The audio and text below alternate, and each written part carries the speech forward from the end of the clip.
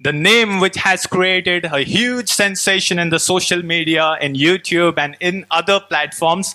Today, ladies and gentlemen, we have Dr. Roshan Jahan. So, we will felicitate her, and after that, we will listen to her inspiring words. Over to you, ma'am.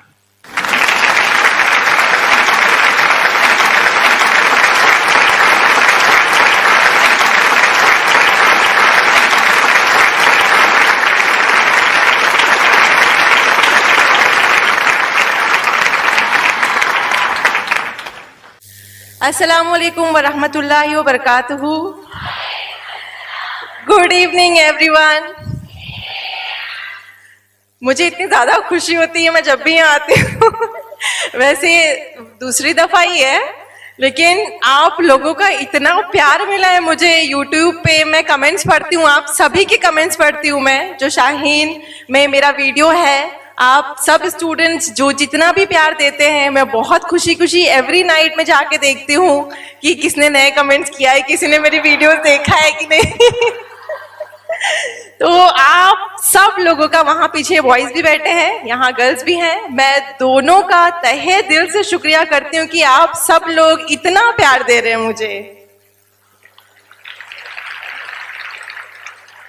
तो शुरू करते हैं अल्लाह के नाम से, बिस्मिल्लाहिर्रहमानिर्रहीम।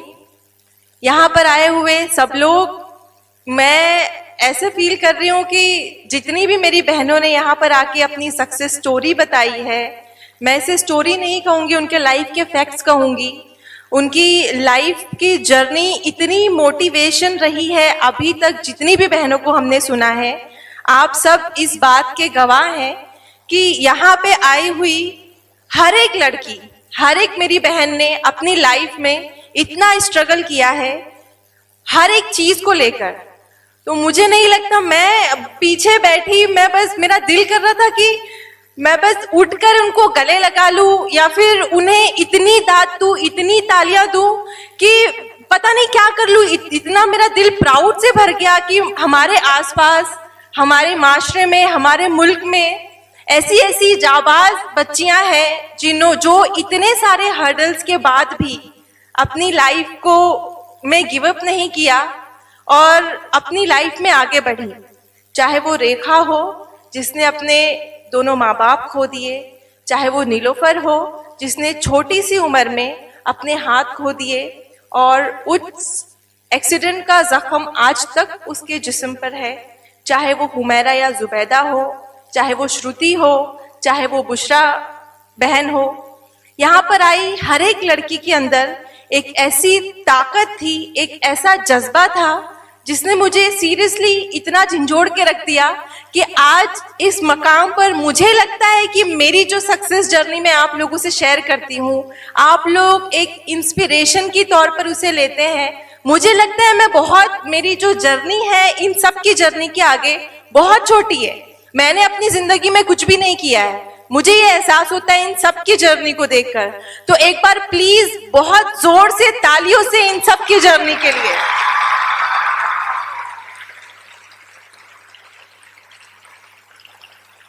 Thank you, thanks a lot.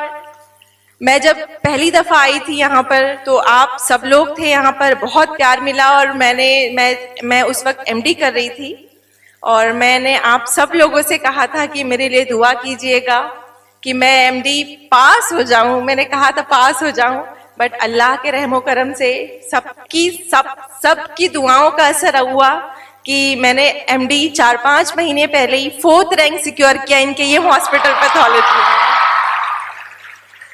और 21st rank लिया ऑल ओवर महाराष्ट्र इन पैथोलॉजी डिपार्टमेंट में। फर्स्ट पार्ट तो आप सबको पता है मेरा, अभी मेरी ही वीडियो चल रही थी। अब्दुल कदीर सर की बहुत ज़्यादा शुक्रगुजार हूँ कि वो मुझे इतना प्यार देते हैं और आप सब लोग इतनी मोहब्बत से नवाजते हैं मुझे। तो एमडी की जो जर्नी है वो मैं आपसे थोड़ी बहुत शेयर करना चाहूँगी कि जब मैं यहाँ पर आई और यहाँ से गई तो एमडी के फाइनल ईयर में मुझे कोविड हो गया, मेरे अब्बू को कोविड हो गया और 2 महीने थे सिर्फ एग्ज़ाम के लिए।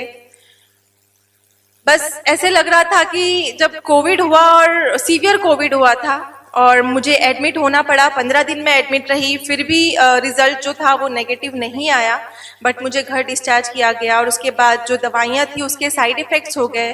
तो इन सारी चीज़ों में 1 महीना मेरा चला गया। मेरे पास सिर्फ 1 महीना था, 30 दिन, और एमडी का फाइनल एग्ज़ाम था। आप सबको पता है, कोई भी स्ट्रीम का, कोई भी सब्जेक्ट का, कोई भी मेडिकल या इंजीनियरिंग का फाइनल एग्जाम कितना टफ होता है। और मेरा एमडी का एग्जाम था, मतलब highest degree in medicine, MD pathology का फाइनल एग्जाम, और सिर्फ 30 दिन है मेरे पास। और उसके साथ साथ पोस्ट कोविड वीकनेस भी है। मैं बहुत घबरा गई थी, बहुत डर गई थी, लेकिन अल्लाह पर यकीन था यहाँ पर भी कि अल्लाह ने अगर पास होना रखा है तो इंशाल्लाह हो जाऊंगी। माँ बाप की दुआएं रहेंगी तो इंशाल्लाह सब कुछ हो जाएगा। वो 30 दिन मैंने ना दिन देखा ना रात देखा, मैंने पढ़ाई की। बहुत डिप्रेशन आता था कि पता नहीं मैं कर पाऊंगी कि नहीं कर पाऊंगी, बट घर वालों को बोल दिया था कि शायद मैं नहीं कर पाऊँ इस दफ़ा, शायद मुझे 6 मंथ का बैक लगे, क्योंकि 1 महीने एमडी का पूरा 3 साल का सब्जेक्ट क्लियर करना, थ्योरी प्लस प्रैक्टिकल, मेरे लिए नामुमकिन बात थी।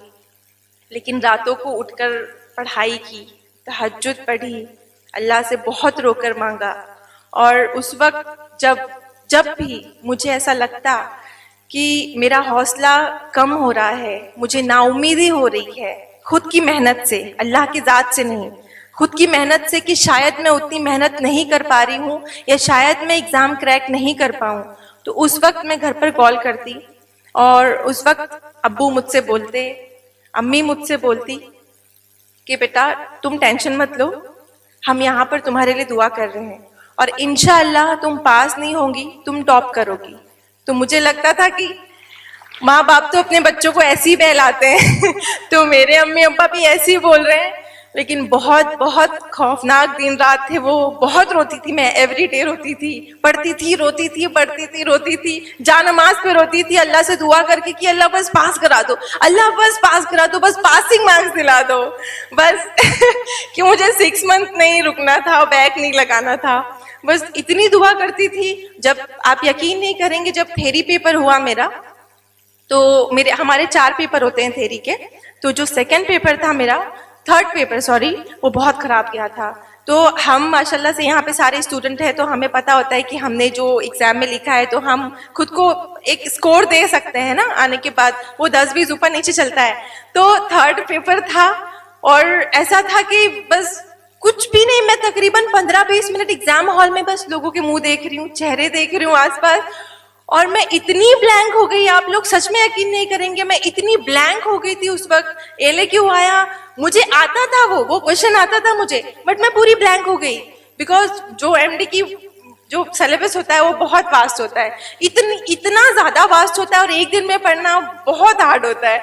तो वो सारी चीजें मिक्स हो गई, मैं बस देख रही हूँ, सब लिख रहे हैं, और वो फीलिंग इतनी अजीब होती है कि क्लास में बैठा हर बच्चा लिख रहा है, मतलब जैसे पेपर मिला फटाफट फटाफट फटाफट सब लिख रहे हैं, और मैं यहाँ देख रही हूँ, सामने देख रही हूँ, पीछे देख रही हूँ मुझे कुछ, मैं तकरीबन 15 मिनट मैंने बस अपने पेपर को देखा, मैंने रोल नंबर लिखा था, साइन किया था। अब और एक तो वो LAQ नहीं आ रहा था मुझे 25 मार्क्स का, जो कंपलसरी अटेंड करना था। अब दिल की धड़कन इतनी तेज बढ़ गई, बस अल्लाह से दुआएं करने लगी, अल्लाह बस एक लाइन याद दिला दो, अल्लाह एक लाइन याद दिला दो, कुछ तो लिखूं मैं, कुछ तो लिखूं। बट अल्लाह के करम से 15 मिनट बाद मैंने वो क्वेश्चन छोड़ा, मैंने ऐसे क्यों की तरफ आई, क्योंकि जो क्वेश्चन आ रहा है उसको करना इंपॉर्टेंट है। हमने सारी स्पीचेस में सुना है, मैं भी सबको यही बोलती हूँ, भाई जो क्वेश्चन आए पहले वो अटेम्प्ट करो। मैंने बस उसको छोड़ दिया, उसके बाद ऐसे क्यों किया, दूसरा LAQ किया, और अल्लाह के करम से लास्ट 10 मिनट बचे थे, घड़ी की सुइयां टिक टिक कर रही हैं और 10 मिनट में LAQ लिखना है, कम से कम 10 पेजेस का। मैंने सोचा भाई लिखना ही है, अब तो नहीं रुक सकती हूँ, हाथ दुख रहे हैं लिख लिख के, लेकिन अल्लाह के करम से आप देखिए वो मुझे याद आ गया लास्ट 10 मिनट में, और मैंने बस लिखा जैसे तैसे लिखा। वो लास्ट में इतने अच्छे से याद आया कि मैं लिखते रही और घंटी बज गई, आधा ही लिखा आधा छूट गया। बहुत अफसोस हुआ, बहुत रोना आया, मैं एग्जाम हॉल में बैठे ही रोती मैं कि पेपर बहुत खराब किया है, लेकिन छूट गया, अब तो फेल होना ही है ऐसा। घर आकर बहुत रोई। नेक्स्ट डे दूसरा पेपर था, उसके लिए भी पढ़ना था, बट बहुत तकलीफ हो रही थी कि लास्ट मिनट पर क्वेश्चन आया याद थी, बट आधा ही लिखा मैंने। अब मैं क्या करूं, खुद को कोस रही थी, कैसे हो गया मुझसे, क्या हो गया, बट ठीक है। फिर अम्मी ने हौसला दिया, अब्बू ने हौसला दिया, पेपर 4 किया, प्रैक्टिकल दिया, बट 2-3 महीने बाद रिजल्ट आया।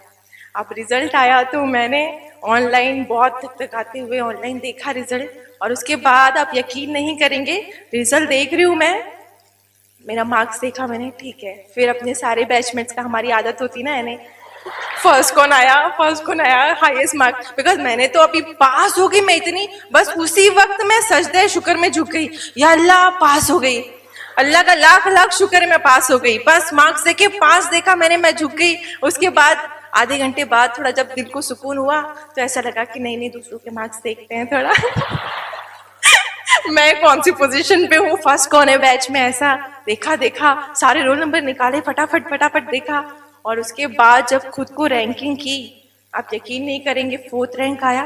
मुझे यकीन ही नहीं हुआ, मुझे सच में यकीन नहीं हुआ।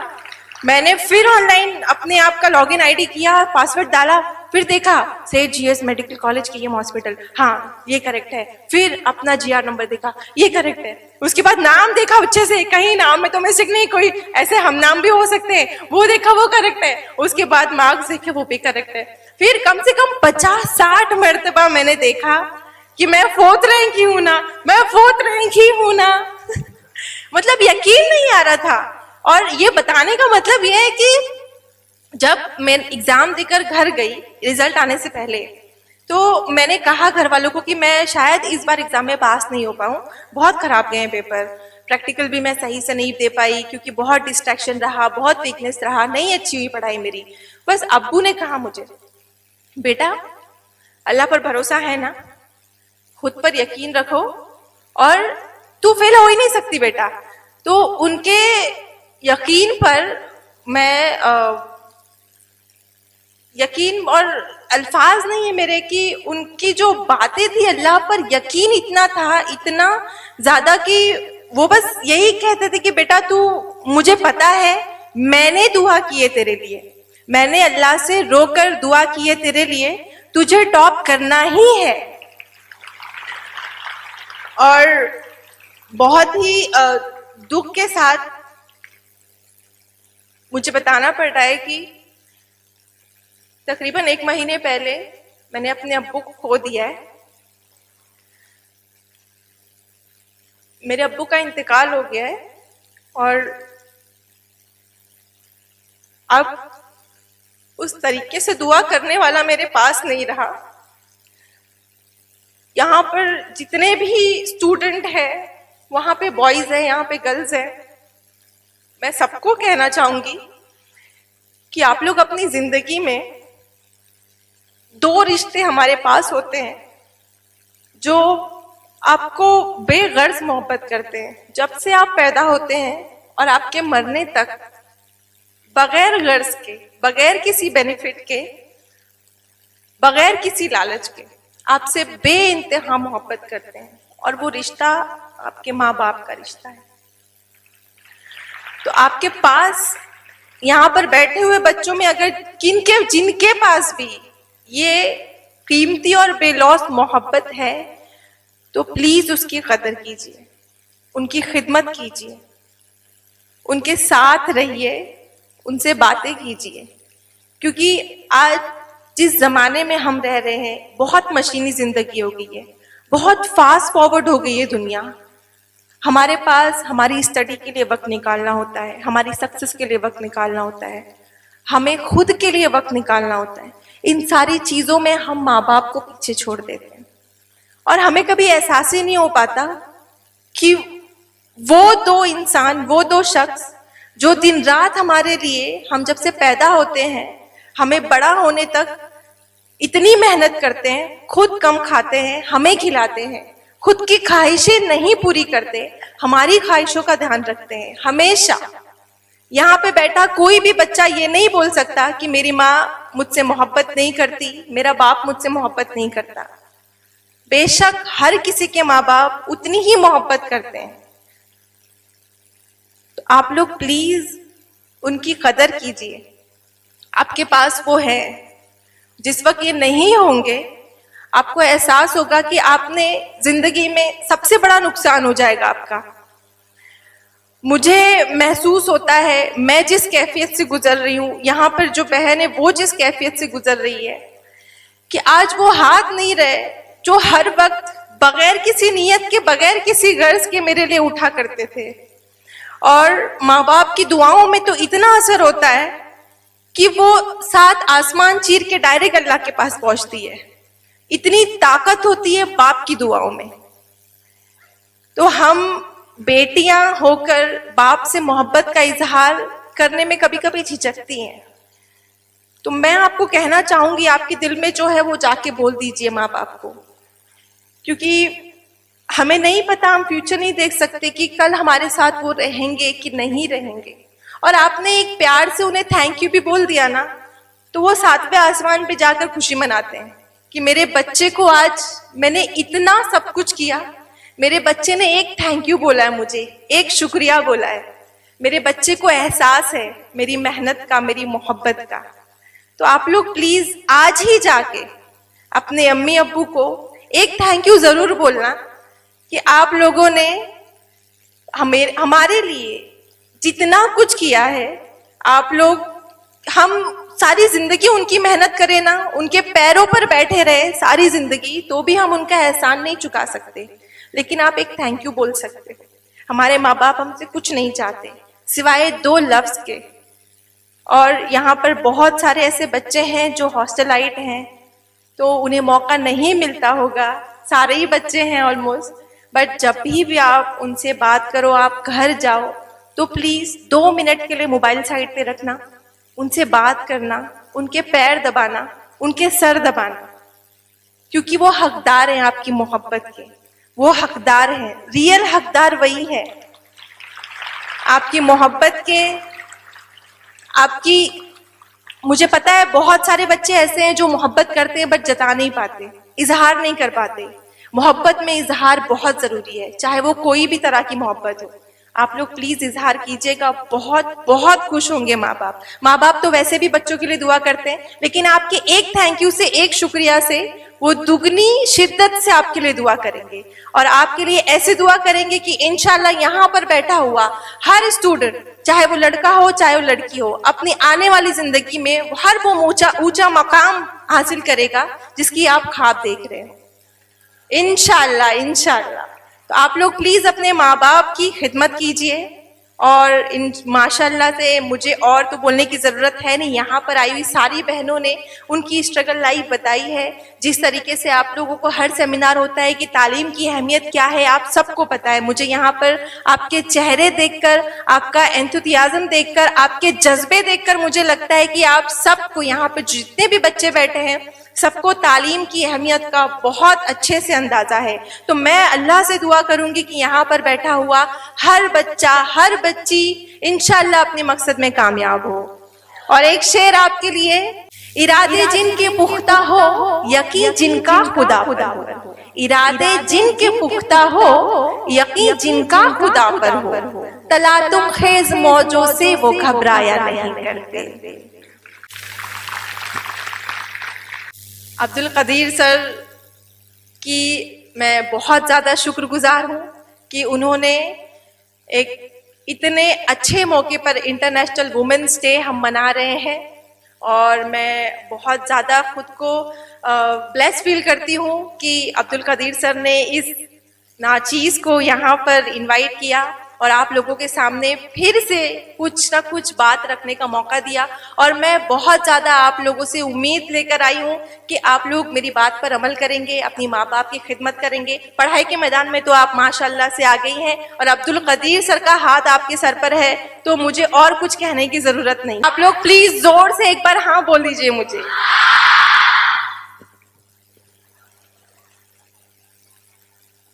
उससे पहले एक शेर, इंटरनेशनल वुमेन्स डे है तो शेर तो बनता है वुमेन्स पे। बेशक हमारी लड़कियां हर मैदान में आगे हैं, यहाँ पर बैठी हुई हर एक बच्ची हर एक फील्ड से बिलोंग करती है। आप लोगों ने देखा, और इंशाअल्लाह आने वाले दिनों में हर एक बच्ची यहाँ पर बैठी हुई और हर एक बच्चा पीछे जो बैठा हुआ है, इंशाअल्लाह आगे अपने मकाम पर पहुंचेगा और औरतों के साथ साथ हमारे मुल्क के मर्दों का नाम भी रोशन करेगा इंशाअल्लाह। तो चूंकि इंटरनेशनल वुमेन्स डे है, तो मैं मेरा फेवरेट शेर आपसे शेयर करना चाहूंगी। इंसान के किरदार की मेमार है औरत। मेमार मतलब बिल्डिंग्स जो बनाते हैं। इंसान के किरदार की मेमार है औरत, इखलास व मुरव्वत की तरहदार है औरत। ये माना रहम दिल है, नर्म खू है, सनफ़े नाजुक है। हमें रहम दिल बोलते हैं, नर्म मिजाज बोलते हैं। सनफ़े नाजुक मतलब बहुत नाजुक चीज। ये माना रहम दिल है, नर्म खू है, सनफ़े नाजुक है, मगर जब वक्त पड़ जाए तो एक तलवार है औरत। दुनिया के लिए तोहफा है नायाब है औरत, अफसाने हस्ती का हंसी बाब है औरत। कायम उसी औरत से मोहब्बत की फिजा है, औरत की अता असल में एहसाने खुदा है। वो माँ हो बहन बीवी या कि बेटी हो, सुनो लोगो, हमारे किरदार अदा करते हैं। ऑफ कोर्स लड़के भी करते हैं, बट वुमेन्स डे है तो लड़कियों के लिए बोलना बनता है। वो माँ हो बहन बीवी हो कि बेटी हो, सुनो लोगो, हर एक किरदार में रखा गया गमखार औरत को।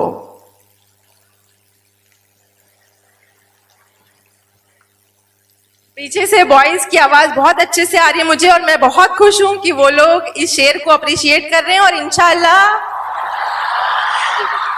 और इंशाअल्लाह मैं उनसे उम्मीद करती हूँ, खासकर हमारे जो पीछे बॉयज बैठे हैं, उनसे उम्मीद करती हूँ कि आइंदा आने वाले दिनों में वो हमारी लड़कियों की इज्जत करेंगे और इंशाअल्लाह शादी के बाद वो अपनी बीवियों को उनका जायज हक देंगे। इंशाअल्लाह इंशाअल्लाह इंशाअल्लाह। सो आखिरी पोयम मैं आपसे कहना चाहूंगी। एक हदीस में है, अगर तुम्हारे वालिदैन तुम्हारे गुस्से की वजह से तुमसे बात करते हुए डरते हैं, अक्सर आज की जनरेशन में हम देखते हैं कि हमारे माँ बाप जो हैं, जब बच्चा कुछ अचीव कर लेता है, चाहे वो 10th में पास हो जाए, 12th में पास हो जाए, तो एक एरोगेंसी आ जाती है, उसमें एक घमंड आ जाता है। तो उसके बाद माँ बाप कैसे, हमारे बहुत से माँ बाप हैं जो एजुकेटेड नहीं होते, वो अपने आप को कमतर समझने लगते हैं उसके बाद, और हमसे बात करते हुए डरते हैं कि ये गुस्सा ना हो जाए, कहीं मेरी बात बुरी नहीं लग जाए। तो आप इस चीज का खुद सेल्फ एग्जामिनेशन कीजिएगा अपने घर पर कि अगर तुम्हारे वालिदैन, तुम्हारे माँ बाप तुम्हारे गुस्से की वजह से तुमसे बात करते हुए डरते हैं, तो फिर अफसोस है तुम्हारे ऊपर, क्योंकि तुमने अपनी हाथों से अपनी मगफिरत का दरवाजा बंद कर लिया है। तो आप लोग प्लीज ये बात जहन में रखिएगा कि अपने माँ बाप को कभी ये फील नहीं कराइएगा कि वो आपसे कमतर है, भले ही आपके माँ बाप अनपढ़ ही सही क्यों ना हो, क्योंकि आप आज इस मकाम पर उन दोनों की वजह से ही हो। तो मेरे अब्बू के लिए कहना चाहूंगी मैं, हुआ है उनसे बिछड़ने के बाद ये मालूम, हुआ है उनसे बिछड़ने के बाद ये मालूम कि वो नहीं थे, उनके साथ पूरी दुनिया थी। अजीज तर मुझे रखते थे वो रगे जासे, अजीज तर मुझे रखते थे वो रगे जासे। ये बात सच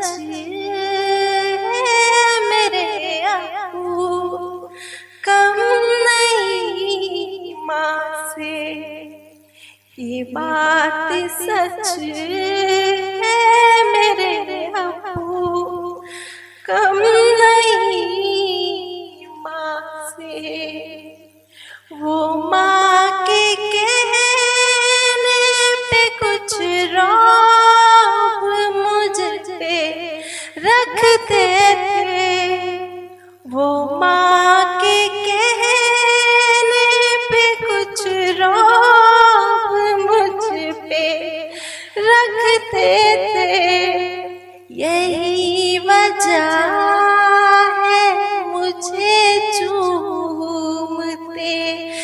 झिझकते थे।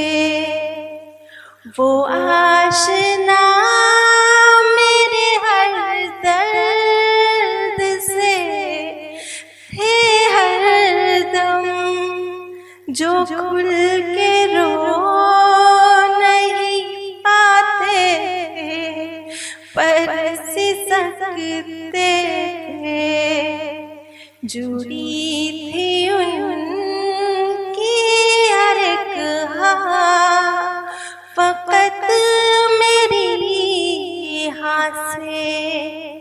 ये बात सच है मेरे अबू कम नहीं माँ से। ये बात सच है मेरे अबू कम नहीं माँ से। हर एक दर्द वो चुपचाप खुद पे सहते थे। हर एक दर्द वो चुपचाप खुद पे सहते थे। तमाम उम्र वो अपनों से कट के रहते थे। पुराना सूट पहनते थे, कम वो खाते थे। पुराना सूट पहनते थे, कम वो खाते थे। मगर खिलौने मेरे सब खरीद लाते थे। मेरे बगैर है सब ख्वाब उनके वीरां से। मेरे बगैर थे सब ख्वाब उनके वीरां से।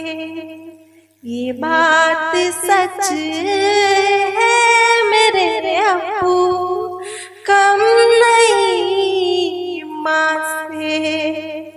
अजीज तर मुझे रखते थे वो रगे जान से। ये बात सच